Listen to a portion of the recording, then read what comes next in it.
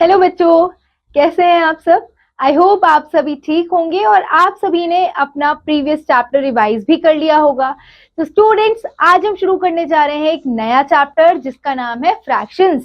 So chapter 7 is students fractions. So please take out your books and get ready for this new chapter fractions. Okay students, so in the previous class we have learned about the fractional number that is fractions. Let us recall them. अब students हम इसे recall करेंगे। Okay, so students, fraction क्या होता है? If a whole is divided equally into different parts, each part is called a fraction. अगर एक whole divide होता है equal parts में, तो उसके एक part को क्या बोलेंगे, या फिर हर एक part को क्या बोलेंगे? फ्रैक्शन कहेंगे। ठीक है, कोई एक होल फिगर या कोई भी चीज अगर वो इक्वल पार्ट्स में डिवाइड होती है तो उसका हर एक पार्ट क्या कहलाएगा स्टूडेंट्स? फ्रैक्शन कहलाएगा। Okay, fraction as part of a whole. अब स्टूडेंट्स देखिए, सबसे पहले क्या है? Draw square divided into two equal part, shade one part. देखिए, हमने एक स्क्वायर बनाया, स्क्वायर को दो इक्वल पार्ट्स में डिवाइड किया और उसका एक पार्ट हमने शेड कर दिया students. The shaded part is one half of the whole. तो जो स्टूडेंट्स ये शेडेड पार्ट है, ये क्या है? वन हाफ है ऑफ द होल। इसका मतलब क्या होता है कि दो पार्ट्स में से एक पार्ट क्या है? शेडेड है। तो स्टूडेंट्स, दो पार्ट में से जब एक पार्ट शेडेड है तो इसका फ्रैक्शन क्या हो गया? वन हाफ हो गया है। The unshielded part is also one half, और जो अनशेडेड पार्ट बचा है स्टूडेंट्स, ये भी क्या हुआ? दो में से एक पार्ट अनशेडेड है, इसीलिए it is a part of whole. Okay, ये होल है, उसमें से एक पार्ट ले लिया हमने, तो ये क्या हो जाएगा? इसका फ्रैक्शन हो जाएगा। Okay students, now thus in one half one part out of two equal parts is taken। ठीक है, अब क्या होता है स्टूडेंट्स? वन हाफ में ना one part out of two parts लिया गया है। देखो, एक पार्ट लिया गया है out of two parts is taken. Okay, hence when an object is divided into two equal parts, each part is called one half of the whole. जब object divide होता है टू इक्वल पार्ट्स में, तो उसका one part क्या कहलाता है? One half कहलाता है। क्वेश्चन नंबर 2 क्या कहते हैं students? Draw another square divided into three equal part, shade one part. ठीक है, अब क्या हो रहा है कि हमने एक और स्क्वायर बनाया स्टूडेंट्स, उसको तीन पार्ट्स में डिवाइड किया और वन पार्ट क्या कहलाएगा? जो हमने शेड किया है वो कहलाएगा 1/3। क्योंकि स्टूडेंट्स आपने थ्री पार्ट्स में से एक को शेड किया है, इसका मतलब ये हुआ that you have shaded just one part among three. So shaded part is one third of the whole. तो जो शेड पार्ट है स्टूडेंट्स वो वन थर्ड है of the whole. Each of the two unshaded part is also one third of the whole. Okay, thus one third, one part out of three. देखो, one third का मतलब होता है students one part out of three. ये one part है out of three. Three में से एक पार्ट शेडेड है और थ्री में से दो पार्ट जो है वो अनशेडेड है। अगर मैं दोनों का एक साथ लेती हूँ तो 2/3 लिखूंगी, लेकिन अगर मैं अनशेडेड का ईच पार्ट को रिप्रेजेंट करते हैं तो हम कैसे करेंगे? उसे 1/3 करके करेंगे। ठीक है, now when an object is divided into three equal parts, each part is called one third of the whole. Okay, now shade two parts out of three in the given square। अब हमें shade करने हैं students कोई to parts out of the given square. Okay, अब हमने three parts में से two part shade कर लिए students, so shaded part is called two thirds of the whole. अब जो शेडेड पार्ट है स्टूडेंट्स वो two third of the whole है, क्योंकि three parts out of two are shaded. Okay, three parts out of two are, sorry, two parts out of three are shaded. Okay students, तो two part जो है वो three में से shaded है। Student see, in the question number 4, in the part 4, draw a square. हमने एक square draw किया, divided into four equal parts, और हमने इसे डिवाइड किया फोर इक्वल पार्ट्स में, शेड वन पार्ट, और वन पार्ट को हमने शेड कर दिया। The shaded part is one fourth of the whole. तो स्टूडेंट, जो शेडेड पार्ट है ना, ये वन फोर्थ है ऑफ द होल, यानी कि one part among four is shaded. Okay, so one fourth मतलब हो गया one part out of four equal parts is shaded. तो हम इसे क्या लिखेंगे? 1/4 लिखेंगे। Hence, when an object is divided into four equal parts, जब भी कोई ऑब्जेक्ट फोर इक्वल पार्ट्स में डिवाइड होता है स्टूडेंट्स, तो हर एक पार्ट क्या कहलाता है? वन फोर्थ कहलाता है, या फिर क्वार्टर ऑफ द होल कहलाता है। ठीक है, अब फिफ्थ पॉइंट पर आइए स्टूडेंट्स। यहाँ पर बता रहे हैं कि ड्रॉ रेक्टेंगुलर स्ट्रिप। हमने एक रेक्टेंगुलर स्ट्रिप बनाई स्टूडेंट्स। अब divide it into five equal parts, और इस रेक्टेंगुलर स्ट्रिप को हमने फाइव इक्वल पार्ट्स में डिवाइड कर दिया और एक पार्ट को शेड कर दिया। ठीक है students, the shaded part is, अब जो स्टूडेंट शेडेड पार्ट है, it is one fifth of the whole. ये क्या है? One fifth of the whole है, क्योंकि only one part out of five is shaded. तो इसका फ्रैक्शन क्या हो जाएगा स्टूडेंट्स? 1/5, या फिर हम इसे कह सकते हैं one fifth. Okay, similarly we may define two fifth, three fifth and four fifth. ऐसे ही हम डिफाइन कर सकते हैं two fifth, okay, three fifth और फोर फिफ्थ, यानी कि two parts among five are shaded, three parts among five are shaded, and four parts out of five are shaded. Okay, अब स्टूडेंट्स नेक्स्ट टॉपिक पर आइए, जो कि है fractional numbers and fractions. Fraction numbers और fractions में क्या बता रहे हैं, the number such as 1/2, 1/3, 2/3, 1/4 and 1/5, 2/5, 3/5 etcetera are known as fraction numbers. तो ये सारे क्या होते हैं स्टूडेंट्स, ये सब के सब क्या है,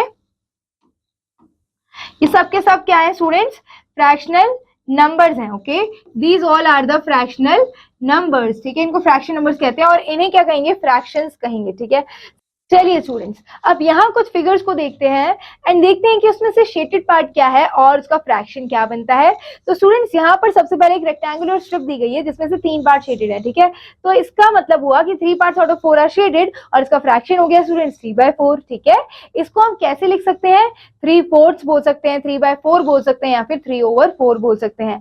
अब स्टूडेंट्स सेकेंड स्ट्रिप में देखिए कितने पार्ट शेडेड है, 5 पार्ट्स अमंग 6 आर शेडेड और इसको हम लिखेंगे एज अ फ्रैक्शन 5/6 और हम इसे क्या बोल सकते हैं, 5/6 बोल सकते हैं, 5/6 बोल सकते हैं, 5/6 बोल सकते हैं।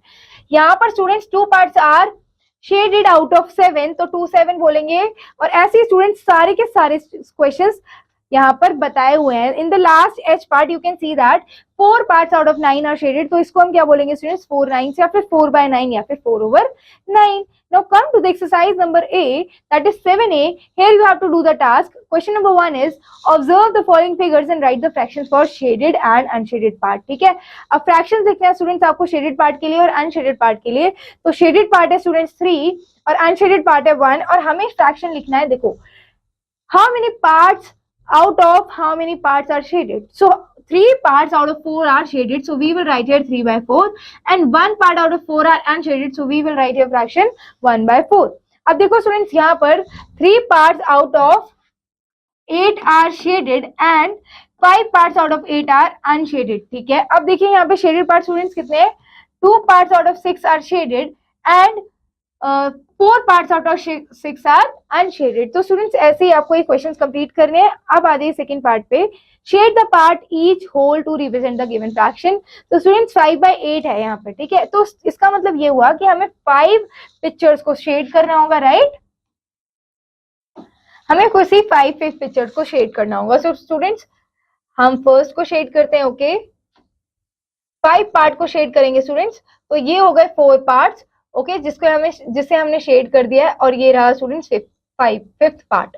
तो स्टूडेंट्स इधर क्या हुआ है कि we have shaded 5 parts out of 8, here we have to shade 3 parts out of 6, so this is how we can shade, okay students, this is how you can shade say 3 parts out of 6 and rest of the questions you will do it by yourself. Come to the question number 3. Here you have to draw the following figures, divide them into equal parts as given below in each figure. अब students हमें equal parts में इसे divide करना है और shade भी करना है गिवन फ्रैक्शंस। तो स्टूडेंट्स हमें कितने पार्ट्स में स्क्वायर डिवाइड करना है, 4 पार्ट्स में। So we will divide the square into 4 equal parts और शेड सिर्फ एक पार्ट को करना है students. So we will shade just one part of this square, okay? तो ये रहा इसका आंसर। अब नेक्स्ट फिगर में students here we have to shade 5 parts out of 8, तो पहले इसे 8 पार्ट्स में डिवाइड करिए, ओके स्टूडेंट्स। तो here you can see that we have divided this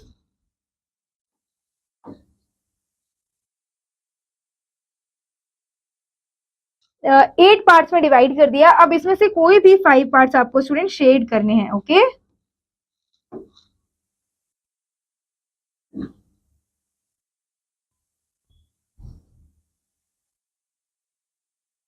So students, we have shaded 5 parts out of 8. Okay, students, and similarly you will complete all the questions. Now come to the question number 4. Here we have to write the fractions. 4/7 का मतलब क्या होता है students? 4/7. 1/8 का मतलब क्या होता है? 1/8. इसी तरीके से आप फ्रैक्शंस के नेम रीड करेंगे और इनको fraction as a fractional number लिखेंगे, ठीक है। 9/11 का मतलब होता है स्टूडेंट्स 9/11, ठीक है।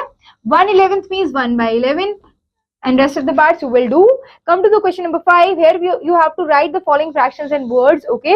अब कुछ fractions हमें words में लिखने हैं। कैसे लिखेंगे students? तो हम लिख सकते हैं students. For example, 7/9 या फिर हम इसे लिख सकते हैं 7/9, 7/9. Okay. Next part is students 8/80, 8/17.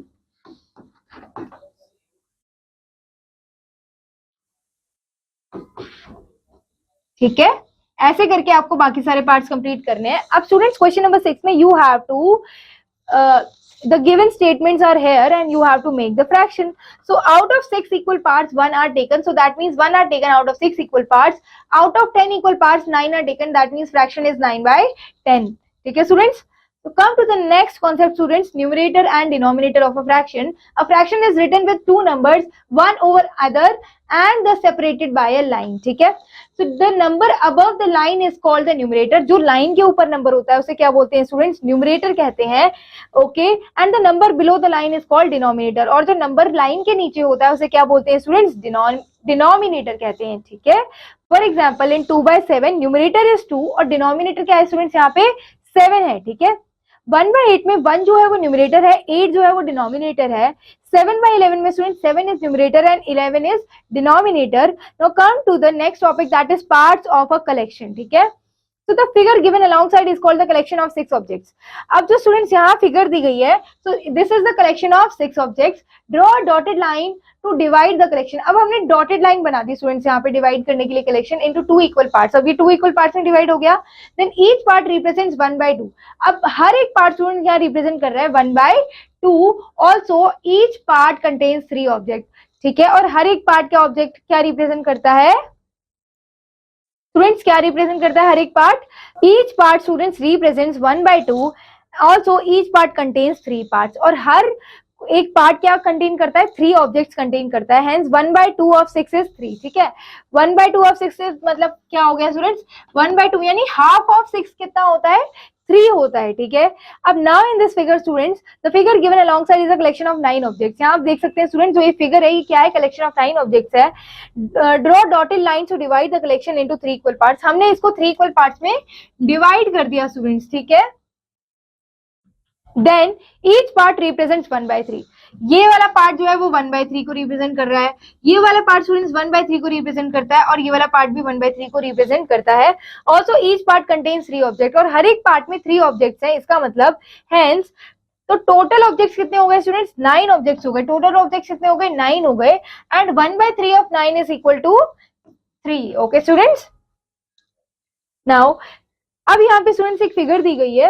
The figure given alongside contains 12 objects. यहाँ पे कितने ऑब्जेक्ट्स हैं? 12 ऑब्जेक्ट्स हैं. ठीक है, draw dotted line to divide the collection into 3 equal parts. अब 3 इक्वल पार्ट्स में हमने इसे डिवाइड कर दिया है और हर एक पार्ट हमें स्टूडेंट्स रिप्रेजेंट करता है 1/3, 1/3 एंड 1/3. ठीक है, और हर एक पार्ट में कितने ऑब्जेक्ट्स हैं स्टूडेंट्स? टोटल 4 ऑब्जेक्ट्स हैं. ठीक है, जब 4 ऑब्जेक्ट्स को ऐड करेंगे तो टोटल 12 ऑब्जेक्ट्स बन जाएंगे स्टूडेंट्स. तो hence 1/3 of 12 is equal to 4. Okay, और 2 पार्ट्स हमें निकालने हैं स्टूडेंट्स. अगर सपोज 2 पार्ट्स कंटेन 8 ऑब्जेक्ट्स. अगर 2 पार्ट्स 3 में से 2 पार्ट्स अगर 8 ऑब्जेक्ट्स कंटेन करते हैं तो उसका फ्रैक्शन क्या होगा students? 2/3 of 12 is equal to 8. Okay students, now representation of fractions on the number line. ठीक है, अब हम स्टूडेंट्स सीखेंगे फ्रैक्शंस को रिप्रेजेंट करना on the number line. So number line starts at 0 and goes on endlessly to the right. जो number line है students वो कहां से शुरू होती है? 0 से शुरू होती है और कहां तक जाती है? endlessly to the right. ओके, the numbers are marked at equal intervals. और नंबर जो होते हैं स्टूडेंट्स वो इक्वल इंटरवल्स पे मार्क्ड होते हैं. Let us represent 1/2 on the number line. Draw a line OP. हमने स्टूडेंट्स एक लाइन बनाई OP. ठीक है, now set off a line segment OA. हमने एक लाइन सेगमेंट बनाया जो है OA. Okay students, OA is equal to 1. OA क्या है स्टूडेंट्स? 1 है. Unit on OP. Okay, so divide OA into 2 equal parts. हमने स्टूडेंट्स OA को 2 इक्वल पार्ट्स में डिवाइड कर लिया बीच में ये लाइन बना के. ठीक है, और इस लाइन को हमने पॉइंट दे दिया B. Okay, so each part क्या होगा? जब हम स्टूडेंट्स OA को 2 इक्वल पार्ट्स में डिवाइड कर देंगे तो हर एक पार्ट क्या हो जाएगा? 1/2 एंड 1/2. दैट मीन्स हर एक पार्ट होगा 1/2. Okay students, let us again represent 3/5 on the number line. अब हमें स्टूडेंट्स रिप्रेजेंट करना है 3/5 ऑन द नंबर लाइन. इसका मतलब आपको पहले स्टूडेंट्स कोई भी लाइन ड्रॉ करोगे आप. सपोज आपने लाइन ड्रॉ की है OP. ठीक है, अब स्टूडेंट्स आपने इसके 5 पार्ट्स कर दिए, यानी कि first part is this, second part, third part, fourth part and fifth part. तो आपने इस लाइन के 5 पार्ट्स कर दिए और आपको चाहिए कि आप थर्ड पार्ट पर आ जाएं. आपको सिर्फ 3 पार्ट चाहिए. तो स्टूडेंट्स फर्स्ट पार्ट ये रहा, सेकंड ये रहा, थर्ड ये रहा. तो जहां पे 3/5 है वहां आपको फ्रैक्शन मेंशन करना है 3/5 पार्ट्स के बाद, यानी कि divide OA into 5 equal parts, then each part represents 1/5। हर एक पार्ट क्या रिप्रेजेंट करता है स्टूडेंट्स? 1/5, यानी कि 1 पार्ट आउट ऑफ 5, यानी कि 1 पार्ट आउट ऑफ 5 है ना। This also 1 part out of 5, this is also 1 part out of 5। ऐसे हमें 3 पार्ट्स चाहिए students out of 5। So 1 part is this, second part is this, third part is this, और total कितने हो गए? 3/5, यानी कि 3 parts out of 5। Okay students, now come to the exercise number 2, that is question number 1, write the numerator and denominator in each of the following. So students, numerator यहाँ पे 3 है, denominator 7 है, ठीक है। जो ऊपर होता है वो क्या होता है? न्यूमरेटर होता है, जो नीचे होता है वो क्या होता है? डिनोमिनेटर होता है लाइन के, ठीक है। तो 10 is numerator and here 13 is denominator, and ये कंप्लीट करेंगे स्टूडेंट्स आप। फिर आइए क्वेश्चन नंबर 2 पे, write the fraction whose numerator is 8। देखो न्यूमरेटर 8 है और डिनोमिनेटर 11 है, तो फ्रैक्शन ये हो गया स्टूडेंट्स न्यूमरेटर। तो स्टूडेंट्स न्यूमरेटर 8 है और डिनोमिनेटर 11 है, तो फ्रैक्शन क्या होगा? 8/11। न्यूमरेटर 3 है, डिनोमिनेटर 7 है, तो फ्रैक्शन क्या हो गया स्टूडेंट्स? 3/7, ठीक है। अब आ जाइए 3 पर, क्वेश्चन नंबर 3 पर, divide each collection into suitable number of equal parts and fill in the blanks. अब हमें स्टूडेंट्स डिवाइड करना है इक्वल नंबर ऑफ पार्ट्स में, ठीक है, और हमें फ्रैक्शन निकालना है। देखो यहाँ पर क्या बोला गया स्टूडेंट्स? 1/2 ऑफ 8। 1/2 ऑफ 8 का क्या मतलब हो गया स्टूडेंट्स? टोटल तो कितने पार्ट्स हैं? टोटल 8 पार्ट्स है, 8 ऑब्जेक्ट्स है, राइट। इस 8 ऑब्जेक्ट्स का हमें आधा चाहिए। अगर मैं इसका आधा कर देती हूँ स्टूडेंट्स, तो मेरे पास कितने ऑब्जेक्ट आएंगे? 1 2 3 4, राइट। तो इसका आंसर हो गया 4। ओके स्टूडेंट्स, या फिर आप यहाँ पे डायरेक्टली मल्टीप्लाई कर सकते हैं, 2 4 जा होता है 8, ठीक है। अब स्टूडेंट्स यहाँ पर टोटल कितने ऑब्जेक्ट्स हैं? 12 ऑब्जेक्ट्स हैं, ठीक है। अब 12 ऑब्जेक्ट्स का 1/4 चाहिए मुझे। क्या चाहिए? 1/4 चाहिए। तो अच्छा, इसको 4 पार्ट में डिवाइड करो पहले। अब 1/4 में कितने पार्ट्स हैं? 3 पार्ट्स हैं, ठीक है ना। तो इसका आंसर आ जाएगा 3। ओके स्टूडेंट्स, अब आइए नेक्स्ट क्वेश्चन पे, 1/3 ऑफ 9। देखिए स्टूडेंट्स, ये कितनी स्ट्रॉबेरीज है? ये 9 स्ट्रॉबेरीज है, इसमें से मुझे 1/3 चाहिए। इसका मतलब मुझे इसको इक्वल 3 पार्ट्स में डिवाइड करना होगा पहले, फिर 1/3 में कितनी स्ट्रॉबेरीज है? 3 है, ठीक है। ऐसे आपको स्टूडेंट्स ये कंप्लीट करना है। अब आ जाइए नेक्स्ट क्वेश्चन पे, fill in the blanks, there are dash halfs in a whole. अच्छा, हाफ कितना होता है? हाफ होता है 1/2। There are 1/3 in a whole, तो 1/3 यानी 1/3 होगा होल में students. So there are 4 quarters in a whole. Quarters कितने होते हैं? 4 होते हैं होल में। There are 1/6 in the whole, okay. So 1/6 कितने होंगे? 1/6 इन a whole means 1/6, okay. So there are dash quarters in a 2, तो यहाँ पर हो जाएगा 2 students. There are dash 1/5 in a whole, तो ये हो जाएगा 1/5 in a whole, okay students. So now represent each of the following fractions on the number line. So students, यहाँ पे हम क्वेश्चन नंबर 5 में इन जो नंबर्स हैं यानी कि फ्रैक्शंस हैं, इन्हें हम रिप्रेजेंट करने वाले नंबर लाइन पे कैसे करेंगे? Let's do question number 1। Students, एक लाइन अपनी मर्जी से ड्रॉ कीजिए, इसको हम नेम दे देते हैं OA। सपोज OA हमारी एक लाइन है और मुझे क्या करना है? इस लाइन को 7 इक्वल पार्ट्स में डिवाइड करना है, ठीक है। सो 1 2 3 4 5 6। तो स्टूडेंट 6 लाइन ड्रॉ करने से क्या होता है? 7 इक्वल पार्ट्स मिल जाते हैं। 1 पार्ट, देखिए for example students, this is 1 part, 2 part, 3 part, 4 part, 5 part, 6 part and 7th part. Okay students, तो ये हो गए टोटल एक लाइन के 7 पार्ट्स बना लोगे पहले आप। कितने बनाने हैं आपको? टोटल 7 पार्ट्स बनाने एक लाइन के, और उसमें से सिर्फ आपको एक पार्ट चाहिए स्टूडेंट्स। तो this is the 1 part out of 7। तो ये होगा स्टूडेंट्स आपका answer. Let's name it as B। तो OB जो होगा स्टूडेंट्स वो 1/7 पार्ट होगा, ठीक है। Okay students, now this is 1/7। एक और एग्जाम्पल करते हैं स्टूडेंट, सपोज 4/5, ओके। तो एक लाइन ड्रॉ करते हैं student, suppose this is AB एक लाइन है स्टूडेंट सपोज। अब हमें इसको 5 पार्ट्स में डिवाइड करना है। 5 पार्ट्स में डिवाइड करने के लिए हमें 4 लाइंस ड्रॉ करनी पड़ेंगी, ठीक है। तो अब ये स्टूडेंट्स ये 5 पार्ट्स में डिवाइड हो चुकी है लाइन, लेकिन हमें इसमें से सिर्फ कितना चाहिए? 4 पार्ट्स चाहिए। तो 4 पार्ट स्टूडेंट्स देखिए कैसे आएंगे? 1 part, 2 part, 3 part and 4 part. तो ये हो गए 4 पार्ट स्टूडेंट्स। तो हम नेम कर देंगे इस वाले पार्ट को स्टूडेंट्स 4/5, ओके, और इसको नेम दे देंगे C। ओके स्टूडेंट्स, इस तरीके से आपको रिप्रेजेंट करने नंबर लाइन पे fractions. Now fill in the blanks. अब स्टूडेंट्स आपको फिलअप करना है कि यहाँ पर कैसे फ्रैक्शंस क्या है, ठीक है। कि कौन सा फ्रैक्शन रिप्रेजेंट किया जा रहा है नंबर लाइन पे। तो कैसे करेंगे स्टूडेंट्स, हम यहाँ पे पार्ट्स काउंट करेंगे हम स्टूडेंट्स यहाँ पे पार्ट्स काउंट करेंगे 1 2 3 4 5 6 7 8 पार्ट्स हैं स्टूडेंट्स टोटल। 8 लाइंस ड्रॉ हो गई हैं स्टूडेंट्स, इसका मतलब टोटल नंबर ऑफ पार्ट्स कितने हैं, 9 पार्ट्स हैं यहाँ पे, ठीक है। अब यहाँ पे पॉइंट भी कहाँ बना हुआ है, यहाँ बना हुआ है। अब यहाँ से काउंट करिए 1 2 3 4 5 6, तो हमने 6 पार्ट लिए कितने में से, 9 पार्ट्स में से स्टूडेंट्स, ठीक है। इस तरीके से आपको मार्क करना है। अब देखिए यहाँ पर आइए, अब स्टूडेंट्स यहाँ पे क्या हो रहा है, देखिए कितने पार्ट्स में लाइन डिवाइडेड है, 1 2 3 4 5 6 7 8 लाइन है, इसका मतलब 9 पार्ट्स में डिवाइडेड है लाइन। और हमें चाहिए पॉइंट सी पे कौन सा फ्रैक्शन बन रहा है स्टूडेंट्स, 1 2 3 4, तो 4 पार्ट्स लिए गए हैं 9 में से, तो यहाँ पर हो जाएगा 4/9 fraction. Okay students, now come to the next topic students, that is equivalent fractions. Equivalent fraction students क्या होते हैं, so we have to observe the following figures carefully। so students ये हो गया हाफ पार्ट में डिवाइड हुआ है दोनों इक्वली, तो ये हो गया 1/2, this is 2/2 and this is 3/6, ठीक है। अब यहाँ पे एक कॉमन चीज आप देख रहे हैं स्टूडेंट्स कि in a figure A out of 2 parts 1 part is shaded, ठीक है, 2 पार्ट में से एक पार्ट शेडेड है। Out of 4 parts 2 parts are shaded in the second figure and out of 6 parts 3 parts are shaded in the third figure students. so as the shaded part compared to the total parts is same in each case, therefore जो students, तो यहाँ पर क्या है कि जो shaded part है compare करेंगे अगर टोटल पार्ट से तो वो सेम होगा हर एक केस में, इसका मतलब therefore corresponding fractional numbers must be also equal।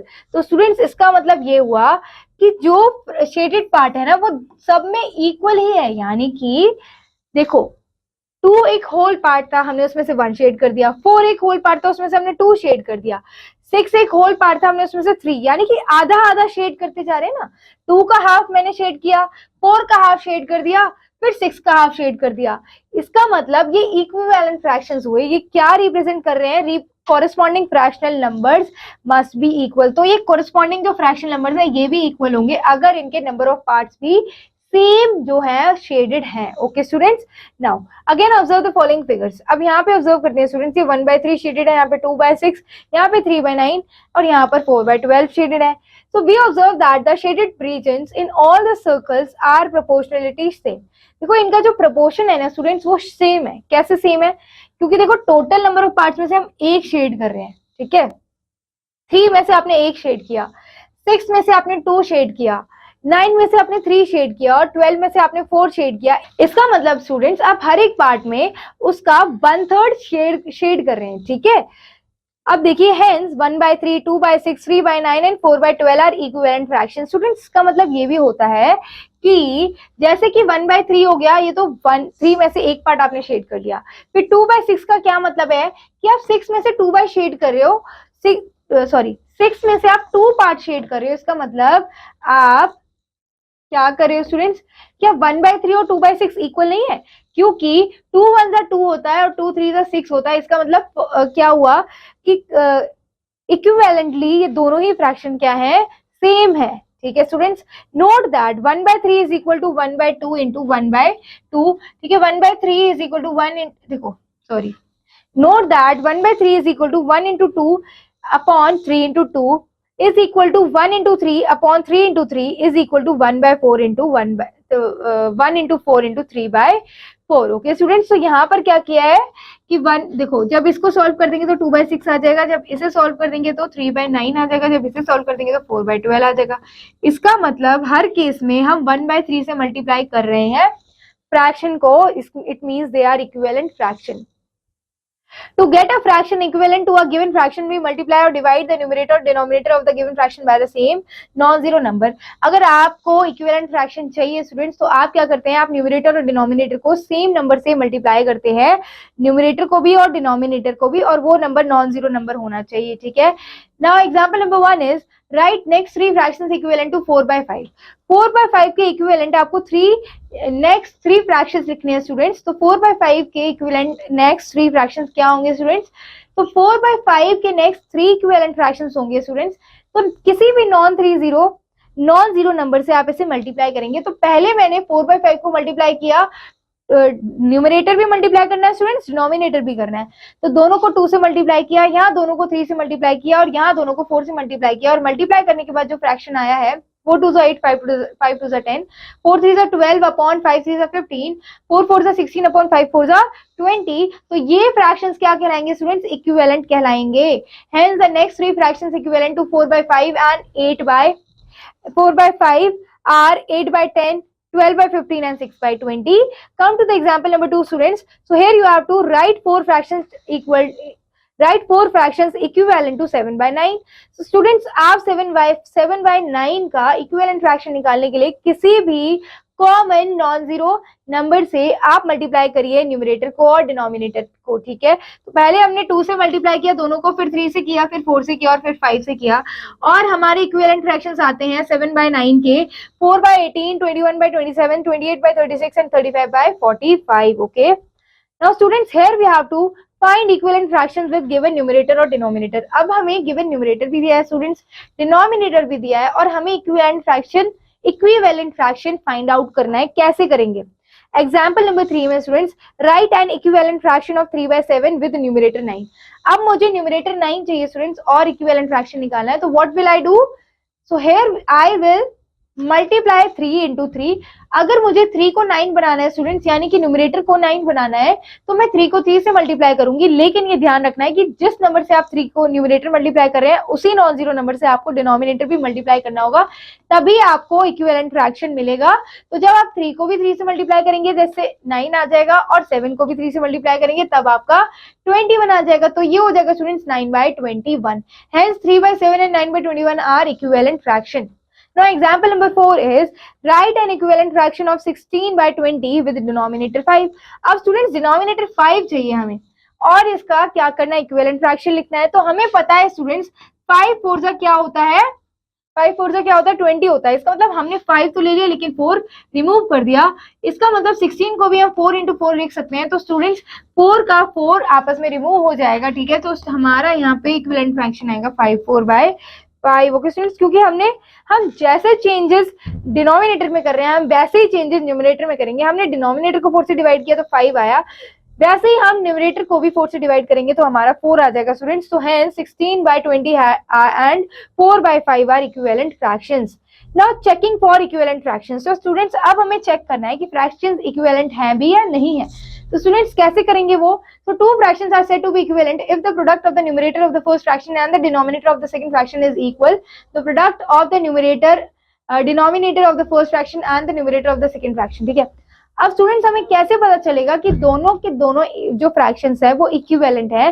तो स्टूडेंट्स आप चेक करेंगे प्रोडक्ट कि आप जो फर्स्ट का न्यूमरेटर है, फर्स्ट फ्रैक्शन का न्यूमरेटर को मल्टीप्लाई करेंगे सेकंड फ्रैक्शन के डिनोमिनेटर से, मल्टीप्लाई करने पर जो प्रोडक्ट आ रहा है, और फर्स्ट फ्रैक्शन के डिनोमिनेटर को मल्टीप्लाई करेंगे फर्स्ट फ्रैक्शन के न्यूमरेटर से, तो इन दोनों को जो मल्टीप्लाई करके प्रोडक्ट आ रहा है क्या वो इक्वल है भी या नहीं है?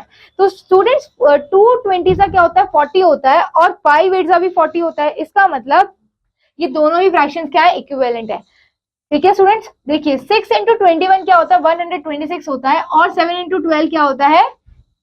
क्या 126 होता है? नहीं होता, 84 होता है। इसका मतलब ये दोनों फ्रैक्शंस इक्विवेलेंट नहीं है। ओके स्टूडेंट्स, अब आ जाइए स्टूडेंट्स फाइनली एक्सरसाइज पर 7C। So your first question is students write down the next 6 equivalent fractions for the each of the following. So students 1/5 के हमें क्या चाहिए? इक्विवेलेंट फ्रैक्शन चाहिए, तो हम करते जाते हैं इनसे किसी भी नॉन जीरो नंबर से मल्टीप्लाई करते जाते हैं हम इसे फ्रैक्शन को, ठीक है। तो पहले हमने 2 से मल्टीप्लाई किया तो पहला हमारा इक्विवेलेंट फ्रैक्शन आया 2/10, फिर हम इसे मल्टीप्लाई करते हैं 3 से, तो सेकंड इक्विवेलेंट फ्रैक्शन आता है स्टूडेंट्स हमारा 3/15। उसके बाद हम स्टूडेंट्स से मल्टीप्लाई करते हैं 4 एंड 5 को भी 4 से मल्टीप्लाई करते हैं, तो हमारा नेक्स्ट आता है equivalent fraction 4/20। Okay students, next equivalent fraction को 5 से मल्टीप्लाई करेंगे स्टूडेंट्स। ओके,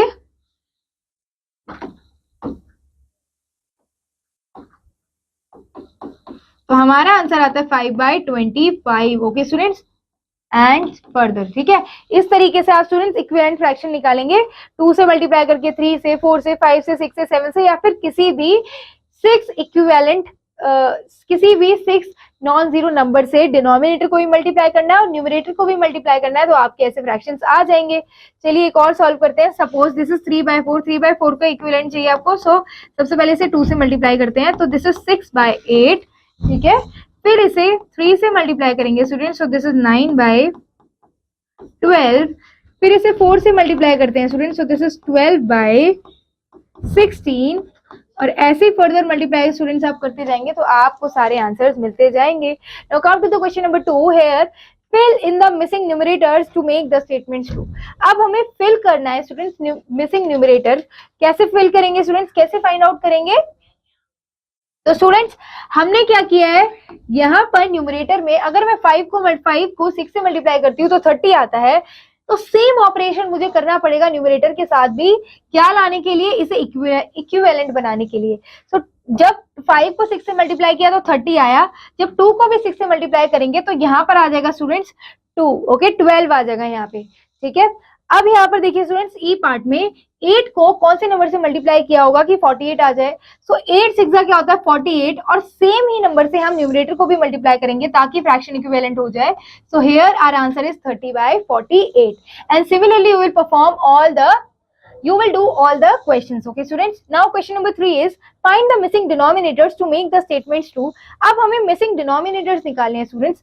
अब मुझे बताइए 9 को किससे मल्टीप्लाई किया है कि 18 आ जाए। सो हमने मल्टीप्लाई किया है 2 से, सो 13 को भी हम 2 से मल्टीप्लाई करेंगे ताकि फ्रैक्शन इक्विवेलेंट हो जाए।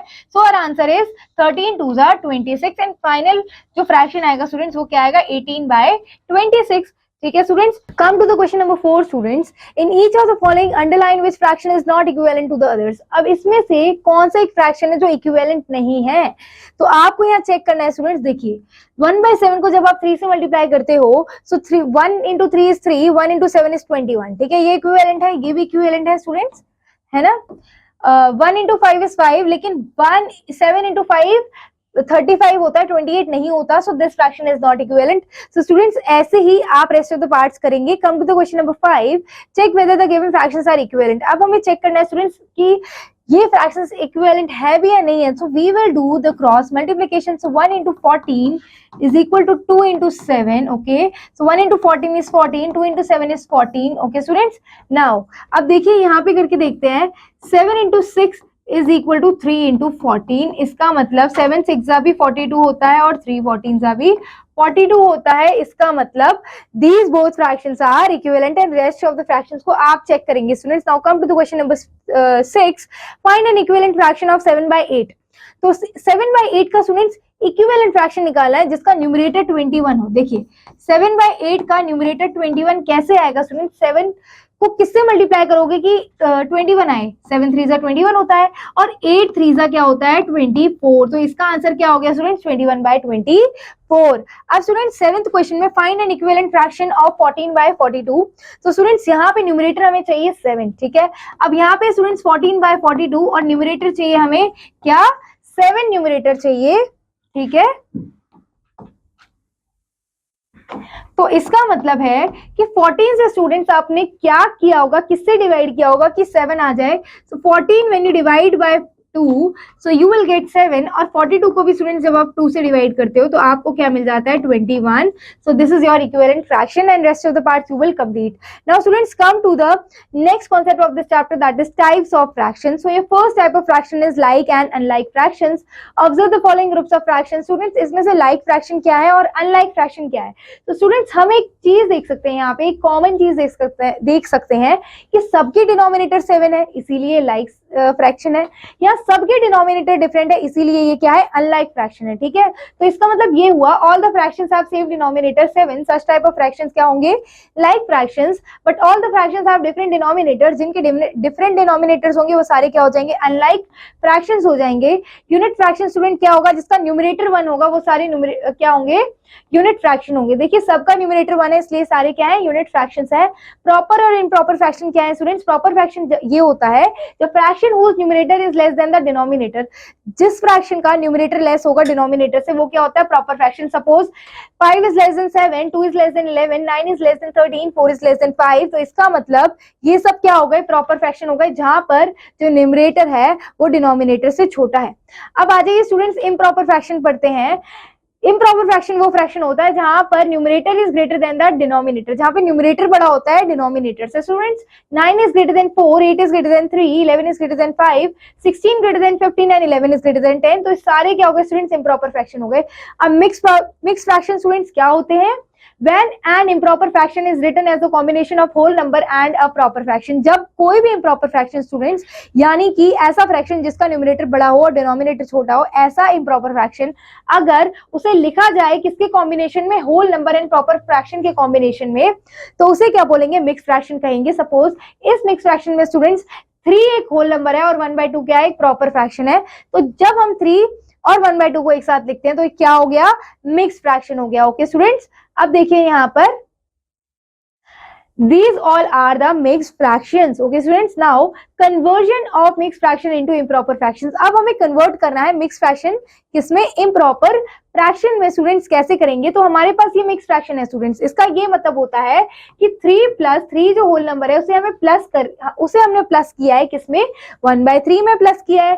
तो स्टूडेंट्स जब हमारे पास एक फ्रैक्शन है और दूसरा होल नंबर है, तो हम दूसरे होल नंबर के नीचे डिनोमिनेटर क्या कंसीडर करते हैं, जब डिनोमिनेटर कुछ भी ना हो तो हम कंसीडर करते हैं 1। ठीक है स्टूडेंट्स, तो 1 + 3 तो हो नहीं सकता, इसका मतलब हमें डिनोमिनेटर सेम बनाना पड़ेगा। कैसे बनेगा स्टूडेंट्स, जब हम 1 को भी 3 से मल्टीप्लाई कर देंगे तो हमारे पास हो जाएगा 9/3 + 1/3। तो स्टूडेंट्स आप देख सकते हैं यहाँ पे हमने डिनोमिनेटर को सेम बना दिया। डिनोमिनेटर को आप एक ही बार लिखेंगे, 9 + 1 = 10, सो यह आंसर इज 10/3। सो स्टूडेंट्स एक तरीका तो ये हो गया, और एक और है शॉर्टकट मेथड जिसको हमें सीखना है कि multiply the whole number by the denominator of the proper fraction. देखिए ये प्रॉपर फ्रैक्शन है, इसका जो डिनोमिनेटर है उसको मल्टीप्लाई करिए होल नंबर से और इसे स्टूडेंट्स ऐड कर दीजिए प्रोडक्ट को किसमें, जो भी ऊपर न्यूमरेटर है उसमें ऐड कर दीजिए, तो आपको आपका मिक्स फ्रैक्शन मिल जाएगा स्टूडेंट्स, इम्प्रॉपर फ्रैक्शन मिल जाएगा, सॉरी।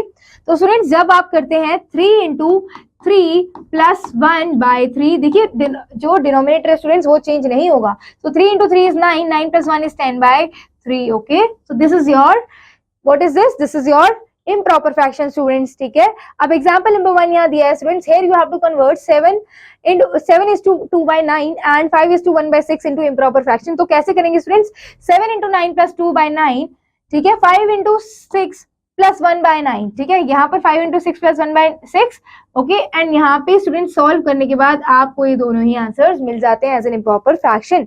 नाउ अगला कॉन्सेप्ट है students, here you have to convert the improper fraction into mix fraction. Improper fractions को आप मिक्स फ्रैक्शंस में कैसे कन्वर्ट करना है स्टूडेंट्स, तो फर्स्ट मेथड ये है स्टूडेंट्स, यहाँ पर ये मेथड आपको टफ हो सकता है। Now come to the second method, that is shortcut method, जो हमें सीखना जरूरी है और यही हमें एग्जाम में अप्लाई करना है। So let us convert 8/7 into mix fraction. जब हम 8/7 को स्टूडेंट्स मिक्स फ्रैक्शन में कन्वर्ट करते हैं तो कैसे करेंगे, हम 7 को ना 8 से डिवाइड करेंगे, हम 7 को 8 से डिवाइड करेंगे स्टूडेंट्स। तो हमें यहाँ पर देखिए, हमें यहाँ पर क्वेश्चन 1 मिल जाता है और रिमाइंडर भी 1 मिल जाता है। इसका मतलब हमारा क्वेश्चन हो गया 1, रिमाइंडर हो गया 1, and that 1 is a whole number. और पहला जो स्टूडेंट्स क्वेश्चन है ये एज अ होल नंबर काम करेगा, और दूसरा जो 1 बच चुका है reminder, it is a part of 7, it is a part of 7। इसका मतलब ये हो गया ये एक प्रॉपर फ्रैक्शन है 1/7। ठीक है, तो जब हम 1 एज अ क्वेश्चन और 1 एज अ होल नंबर, ठीक है, जो क्वेश्चन था उसको as a whole number consider करते हैं, और जो दूसरा 1 था स्टूडेंट जो रिमाइंडर में था उसको पार्ट ऑफ 7 कंसीडर करते हैं। जब कैसे ये प्रॉपर फ्रैक्शन में कन्वर्ट होगा, ठीक है, प्रॉपर फ्रैक्शन में हमने 1/7 को लिखा और दोनों को ऐड करेंगे तो ये कुछ इस तरह ऐड होकर हमें in form of mix fraction मिलेगा। फॉर एग्जांपल नंबर 2 में स्टूडेंट्स 25 को 7 से डिवाइड करिए, 7 का क्वेश्चन 3 मिलेगा, रिमाइंडर 4 मिलेगा। इसका मतलब 3 + 4/7 हम इसे ऐसे लिखेंगे, क्योंकि 3 जो है वो क्वेश्चन एक होल नंबर की तरह एक्ट करेगा और 4 will be the part of 7। तो इसका मतलब ये एक प्रॉपर फ्रैक्शन है, दोनों को ऐड करेंगे तो इसे हम एज अ क्या लिख सकते हैं, हमारा प्रॉपर मिक्स फ्रैक्शन लिख सकते हैं। Now come to the exercise D students, so this is question number 1, which are the following are proper fractions. Proper fractions कौन से स्टूडेंट्स, जहां पर आपका न्यूमरेटर छोटा होगा डिनोमिनेटर से, means your numerator is less than denominator, तो वो क्या होगा, प्रॉपर फ्रैक्शन होगा। This is proper fraction students, this is proper fraction, और बाकी आंसर्स आपको खुद देने हैं। Which of the following are improper fraction, जहां पे स्टूडेंट्स न्यूमरेटर बड़ा होगा डिनोमिनेटर से, so this is improper fraction and कौन सा, दिस इज इम्प्रॉपर फ्रैक्शन, ठीक है। तो बाकी क्वेश्चंस के आंसर्स आप खुद देंगे स्टूडेंट्स। क्वेश्चन नंबर 3 पर आइए, which of the following are unit fractions. Unit fractions वो होंगे स्टूडेंट्स जहां पर जो न्यूमरेटर होगा वो 1 होगा, बाकी आंसर्स आप खुद देंगे, ठीक है। ये 2 पार्ट्स मैंने सॉल्व कर दिए। क्वेश्चन नंबर 4 पर आइए, convert the following mixed fractions into improper fraction.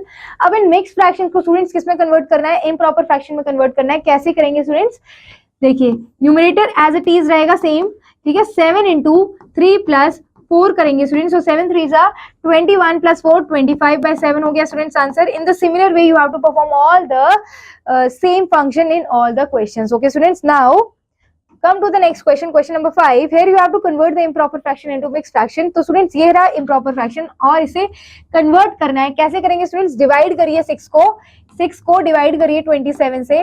जब आप 6 को 27 से डिवाइड करते हैं तो एक ऐसा नंबर जो 6 की टेबल में 27 से छोटा है वो है 24, जो 4 पे आता है और रिमाइंडर आ जाता है स्टूडेंट्स 3। इसका मतलब ये है कि जो क्वेश्चन है वो एक्ट करेगा एज अ होल नंबर, और जो 3 रिमाइंडर आता है it will act as a part of 6, okay, so it will act as a part of 6, और इसका स्टूडेंट्स प्रॉपर फ्रैक्शन बन जाए, मिक्स फ्रैक्शन बन जाएगा 4 इंटू 4:3/6, ओके स्टूडेंट्स। और सिमिलर वे में you will perform all the same function in all the questions, okay students। Now come to the next concept, that is comparison of fractions। So first question students है comparison of fractions with the same denominator। same denominator होना चाहिए, इस तरीके से compare करेंगे students.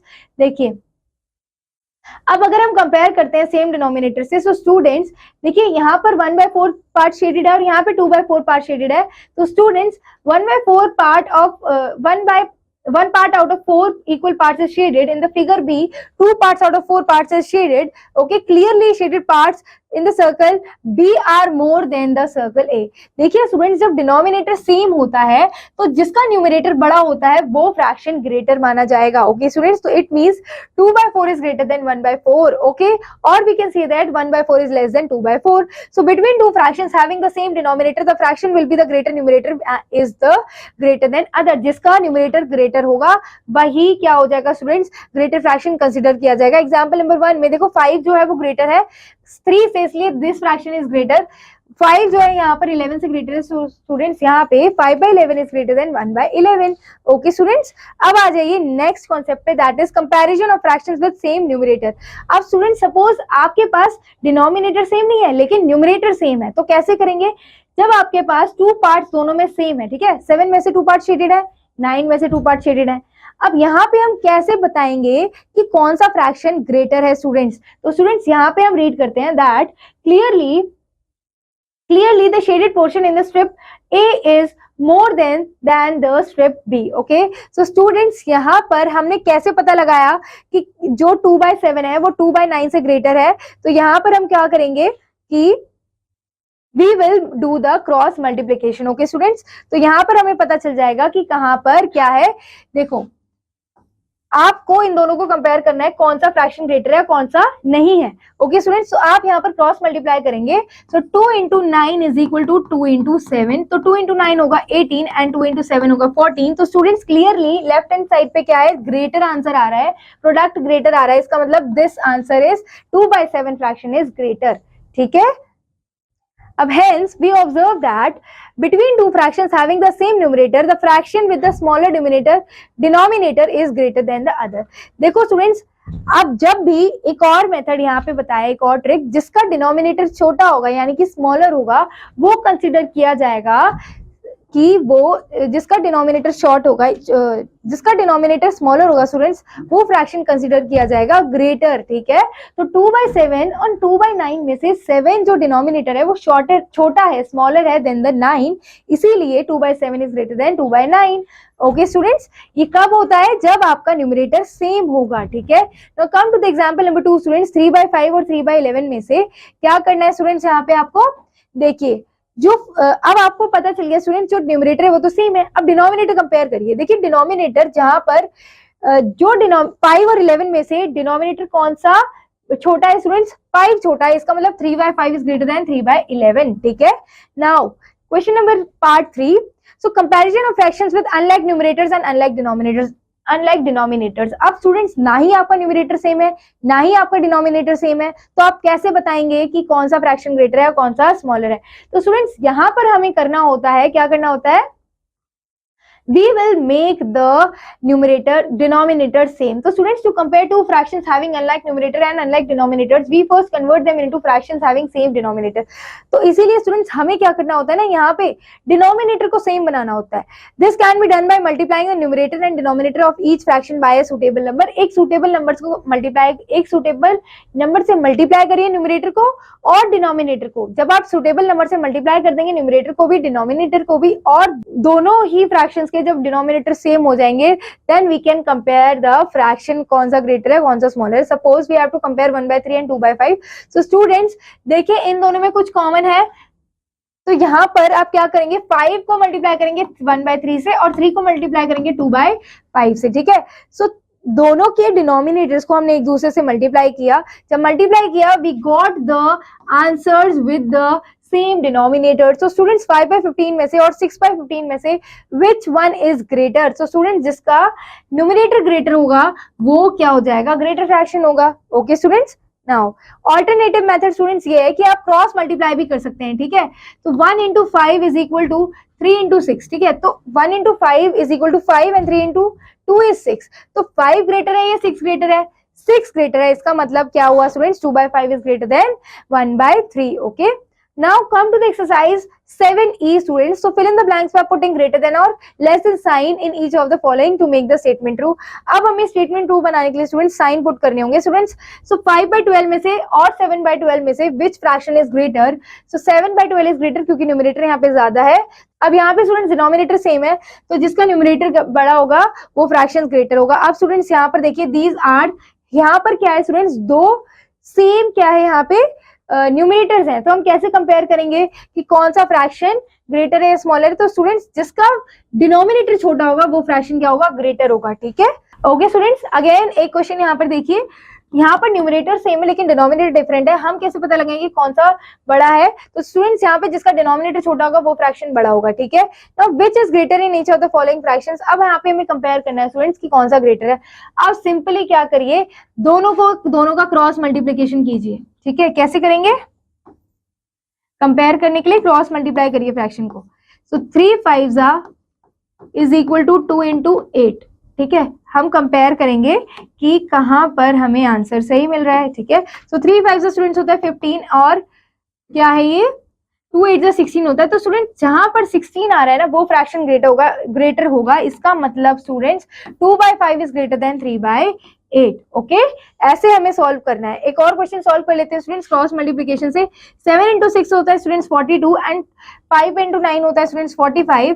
तो students जहां पर प्रोडक्ट ज्यादा आ रहा है वो फ्रैक्शन हो जाएगा ग्रेटर. इसका मतलब 5/6 इज ग्रेटर देन, इसका मतलब students 5/6 is greater than 7/9. okay, and in the similar way you will perform all the same operation in all the questions. Now which is smaller in each of the pairs of the fraction. अब students हमें बताना है कि इन दोनों में से smaller कौन सा है.